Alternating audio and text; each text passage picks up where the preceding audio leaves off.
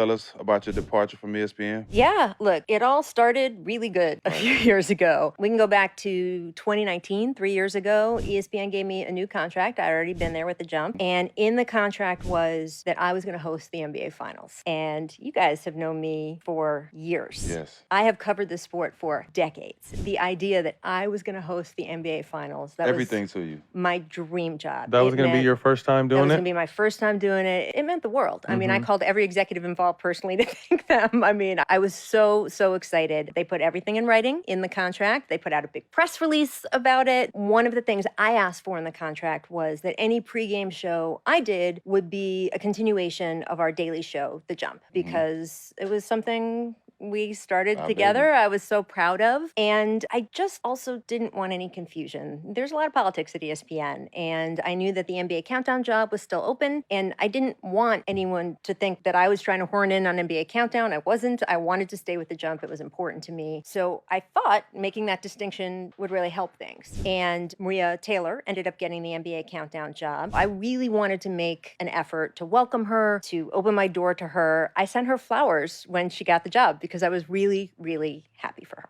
What changed on how you felt in the workplace? Things got complicated later that season. Y'all know it was 2020, right? Yeah, So the world was we had a pandemic. crazy spot. There was the tragic murder of your friend, George Floyd. A lot of difficult conversations with this country looking itself in the face, seeing what had to change and be different. And the New York Times did an expose in July of 2020 on racism at ESPN and the lack of opportunities for people of color. And the executives at ESPN said what I think people would expect, all the right things about we'd like to give more people more opportunities. We're continuing to grow, all of those things. And around the same time, I got a phone call asking me, would I step aside for Maria to host the NBA Finals and have me go back to being a sideline reporter? And they stressed it was my choice. They weren't telling me to do this because it was in my contract, but they were putting a lot of pressure on me. You know, I was being told, well, you're not a team player, which any woman in business knows is code, right? Women are supposed to be kumbaya and team players and helpful, and men are aggressive sharks and all of that. And I just felt like, hey, I worked so long, decades for this job. I have done everything that was asked. We put on some great shows leading up to the playoffs, and I wanted a chance to do it. And at this time, I was also getting ready to leave for the bubble and went down there, and it was a different set of equipment than I had been using to broadcast at home. So my very first day, I'm there, I'm using the new equipment, and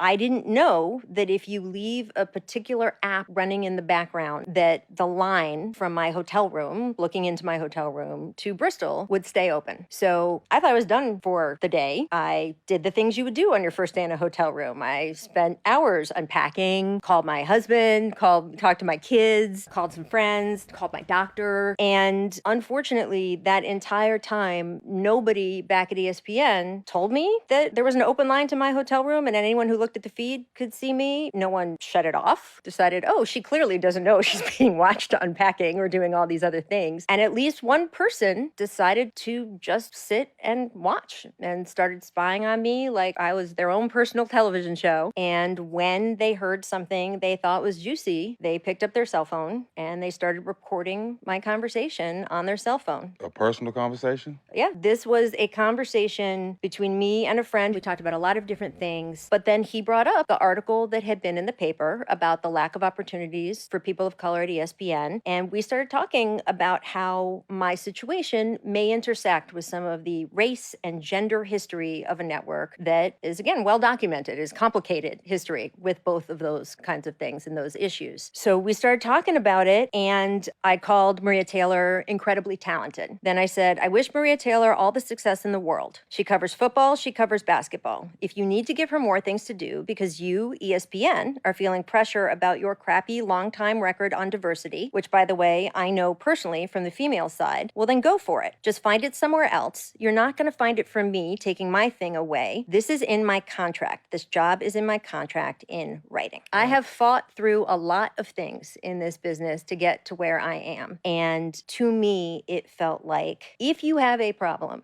why are you coming to the two women here to solve it? Like, why is this a switch? Right. And so when I said go somewhere else, things kind of progressed at ESPN. HR did a full investigation into it. They told me that I had done nothing wrong that required any kind of discipline. There were still some people who had bad feelings, and they held on to this tape for a year. And then when there was a point they wanted some leverage with their own situations, they fed it to the press.